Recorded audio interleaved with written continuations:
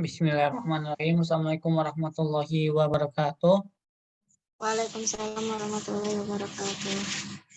Alhamdulillah. Alhamdulillahirabbil alamin wa bihi nasta'in wa ala umuri dunya waddin. Wassalatu wassalamu asrofil anbiya'i wal mursalin wa ala alihi washabihi ajmain amma ba'du. Puji syukur atas kehadirat Allah Subhanahu wa taala yang mana kita bisa bertatap muka walaupun melalui platform Zoom. Tak lupa juga salawat serta salam semoga tercurah limpahkan kepada junjungan kita yakni Habibana wa Nabiyana wa Maulana Muhammad Sallallahu Alaihi Wasallam, kepada keluarganya, kepada sahabatnya, kepada tabiin-tabiinnya, serta kepada kita selaku umatnya. Mudah-mudahan kita mendapatkan syafaatul ujma dari beliau di yaumil akhir. Amin. Amin. Izin memperkenalkan diri, nama saya Wisal Lutfika dari Prodi Pendidikan Agama Islam. Di sini saya bertindak selaku moderator. Saya akan memandu diskusi teman saya yang bernama Rida Nur Fauzia dan akan mempresentasikan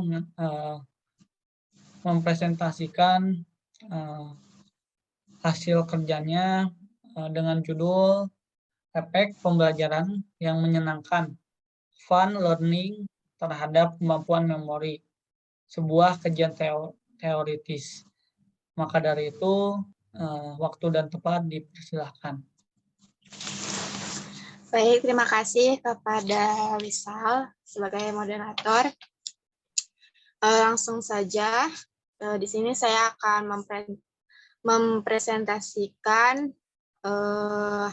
mengenai efek pembelajaran yang menyenangkan atau fun learning terhadap kemampuan memori. Slide selanjutnya, Sal.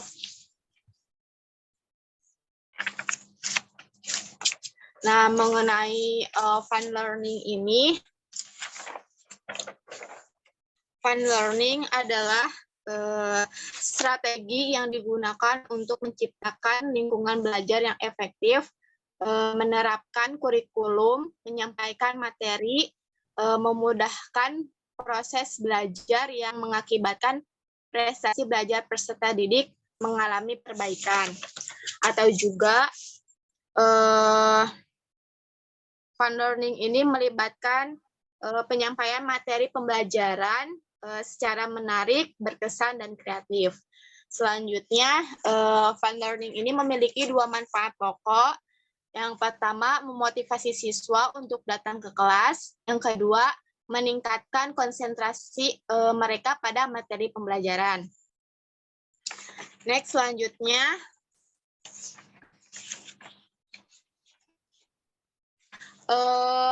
mengenai working memory dan long-term memory. Nah, pembelajaran merupakan aktivitas yang melibatkan otak. Nah, di dalam otak terjadi proses pengolahan dan penyimpanan memori yang diprakarsai oleh kinerja working memory dan long-term memory ini. Nah, dengan demikian, muncullah dugaan bahwa terdapat hubungan antara pembelajaran yang menyenangkan dengan kemampuan memori ini. Nah, dengan itu melalui faktor atensi dan emosi. Selanjutnya, next. Nah, mengenai hubungan antara pembelajaran yang menyenangkan dengan atensi, saya akan menjelaskan pengertian mengenai atensi terlebih dahulu. Atensi yaitu perhatian atau juga merupakan pemusatan seluruh aktivitas individu terhadap suatu objek yang berada di lingkungan sekitarnya. Dengan itu, atensi menjadi hal penting dalam proses pembelajaran agar tercapainya suatu tujuan. Nah, proses atensi ini merupakan komponen atau bagian kecil dari memori atau ingatan pada saat melakukan kegiatan proses belajar.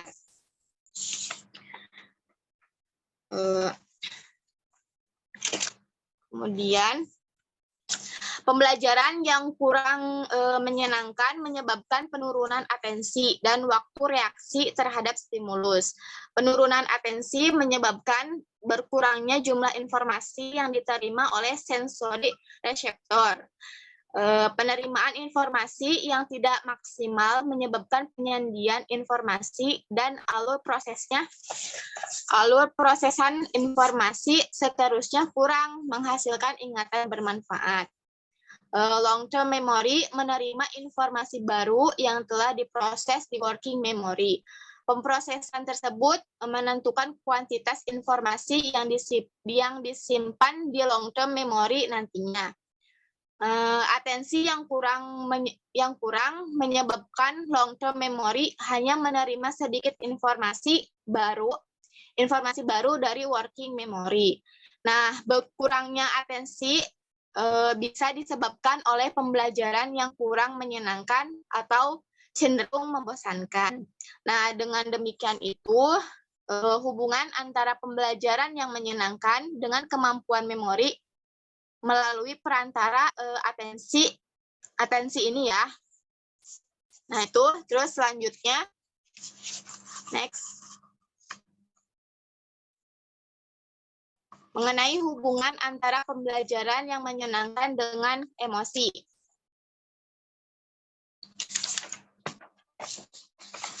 Pengertian emosi di sini emosi yang berpengaruh pada kesesuaian dengan suatu hati atau mood, menunjukkan tanda bahwa orang itu lebih mudah menyimpan informasi yang sama dengan keadaan emosinya saat itu juga. Nah, ketika seseorang mempelajari materi yang cocok dengan suasana hatinya saat ini, maka memori akan lebih baik.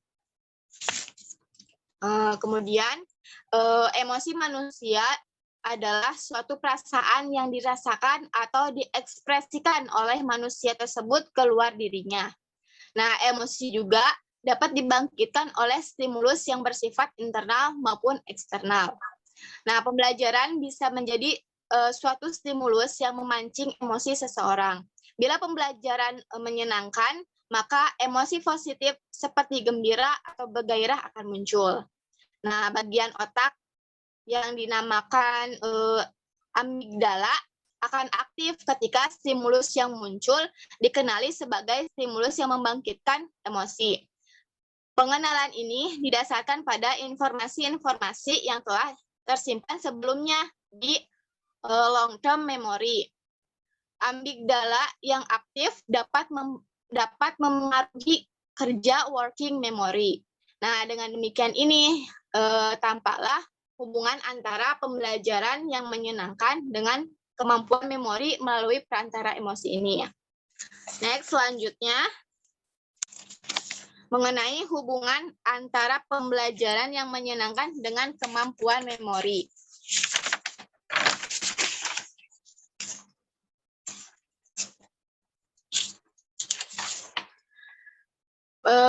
Pengertian memori di sini,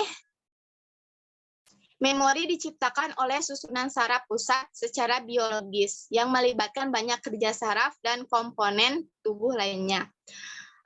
Proses terbentuknya memori diawali dengan penerimaan informasi melalui panca indera, kemudian diterima oleh saraf sensori di panca indera dan dikirim ke otak. Nah,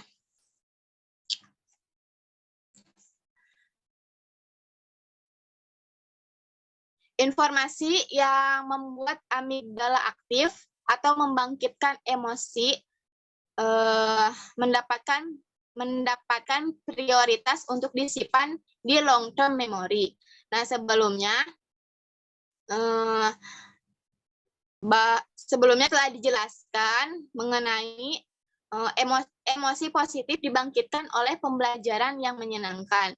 Nah, dengan demikian, pembelajaran yang menyenangkan memengaruhi kemampuan memori melalui perantara emosi. Pembelajaran yang biasa saja akan kurang menyenangkan, tidak menarik minat siswa, dan cenderung membuat mereka bersikap tak peduli. Tidak ada pemunculan emosi yang dapat digunakan untuk meningkatkan kualitas pembelajaran. Sebaliknya, pembelajaran yang menyenangkan cenderung memicu gairah dan rasa senang siswa.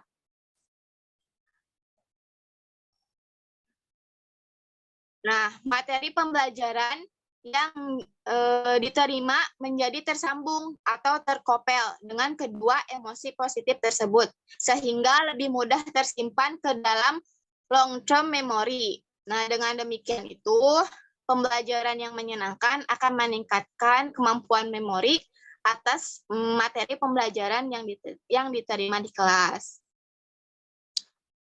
Nah, pembelajaran yang menyenangkan juga bisa diwujudkan melalui berbagai cara. Yang pertama, contohnya menggunakan permainan atau humor. Kemudian, tetapi materi pembelajaran yang dibahas juga seharusnya tetap menjadi fokus dari pembelajaran tersebut. Unsur menyenangkan dalam pembelajaran yang menyenangkan tidak boleh berdiri sendiri atau menjadi sesuatu yang terpisah dari materi pembelajaran, karena akan menghilangkan manfaat dari keberadaan unsur tersebut dalam pembelajaran. Mungkin itu saja materi yang saya bisa sampaikan. Mungkin ada pertanyaan yang kurang dipahami. Mangga. Baik, terima kasih kepada Rida yang sudah memaparkan materi. Saya ingin bertanya, ada 3 pertanyaan. Yang pertama adalah working dan long term memory. Nah, working memory dan long term memory itu apa? Yang kedua adalah bagaimana metode fun learning pada saat COVID-19 melanda di Indonesia. Yang kedua, yang ketiga, kesimpulan apa yang dapat disimpulkan oleh pemateri mengenai fun learning dalam pembelajaran ini. Terima kasih. Oke, baik. Saya ingin menjawab ya pertanyaannya mengenai working memory dan long-term memory. Working memory itu memori kerja ya. Nah, bagian dari memori jangka pendek yang berfungsi untuk menyimpan dan memanipulasi informasi sehingga membantu proses pembelajaran, pemahaman perilaku seseorang, termasuk memotivasi mencapai tujuan hidup. Kemudian long term memory ini yaitu tempat penyimpanan informasi secara permanen dan banyak hal yang dapat bertahan dalam waktu lama pada memori. Kemudian pertanyaan yang kedua mengenai bagaimana metode fun learning di saat masa pandemi di Indonesia ini ya. Nah,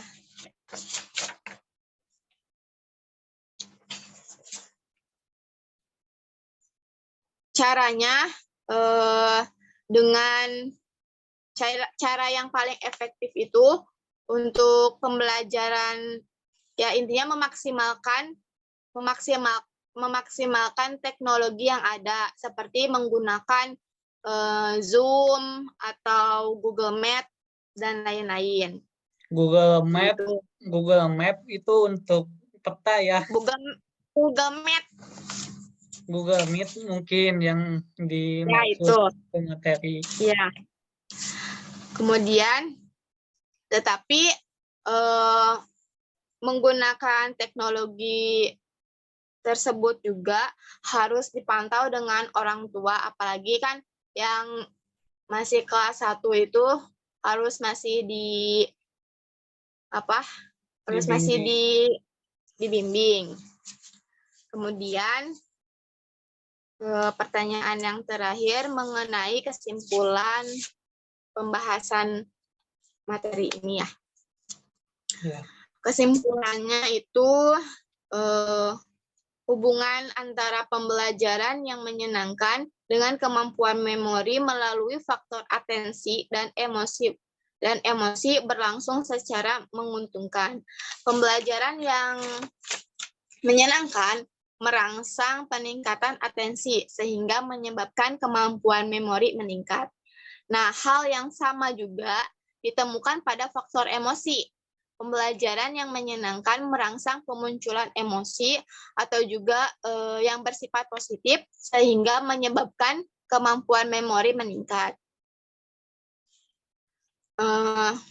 Pembelajaran yang menyenangkan mampu meningkatkan kemampuan memori karena menarik atensi atau menambah jumlah informasi yang diterima sensori reseptor serta membangkitkan emosi, menyebabkan materi pembelajaran diprioritaskan oleh amigdala untuk disimpan dan menjalani konsolidasi di long term memory. Nah, pembelajaran yang semacam ini perlu untuk diterapkan di kelas ya, dengan catatan unsur menyenangkan yang terkandung di dalamnya tidak boleh terpisah dari materi pembelajaran yang disajikan, supaya tidak kehilangan makna keberadaannya. Mungkin itu yang bisa saya jawab. Baik, terima kasih kepada pemateri yang telah menjawab dan mempresentasikan presentasi PowerPoint. Dan juga berakhir pula sesi diskusi dan juga sesi presentasi. Terima kasih sekali lagi saya ucapkan terima kasih kepada pemateri yang telah menjawab dan juga mempresentasikan hasil kerjanya. Mohon maaf, saya selaku moderator banyak salah dan banyak kekurangan. Saya juga masih belajar. Terima kasih. Saya tutup. Wassalamualaikum warahmatullahi wabarakatuh. Waalaikumsalam warahmatullahi wabarakatuh.